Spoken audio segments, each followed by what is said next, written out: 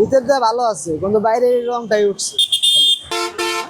ভাঙ্গা মনে করেন সিটি সার্ভিস গাড়ি। যখন হার্ট ব্রেক করে তখন হচ্ছে আমরা ব্যথাটা পাই। ঢাকার অন্যতম গুরুত্বপূর্ণ একটি জায়গা মহাখালী। প্রতিদিন লাখো মানুষ এখানে আসেন অফিস, হাসপাতাল কিংবা আন্তজেলা বাস ধরতে।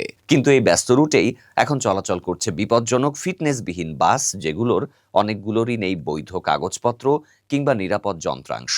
বাংলাদেশে ধরতে গেলে হচ্ছে যে লোকাল বাসগুলো থাকে সবগুলাই ফিটনেসবিহীন। তো এখন বিষয় হচ্ছে যাতায়াতের তো অসুবিধা থাকেই। একে তো হচ্ছে প্রচুর পরিমাণে অ্যাক্সিডেন্ট হয়। কিছুদিন আগে আমরা দেখেছি যে হচ্ছে ফার্ম গেটে দোতলা বাসগুলো হচ্ছে একটা উপর দিয়ে ভেঙে গেছে, এবং হচ্ছে এইগুলাতে পরিবেশেরও ক্ষতি হচ্ছে।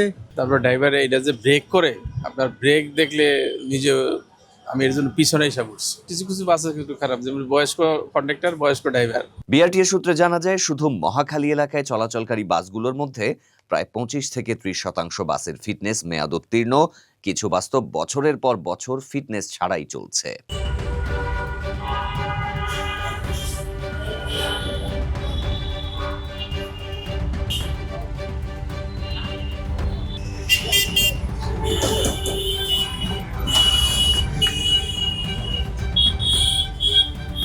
নিয়মিত অভিযানের কথা বলছে বিআরটিএ, তবে বাস্তবতা বলছে ভিন্ন কথা।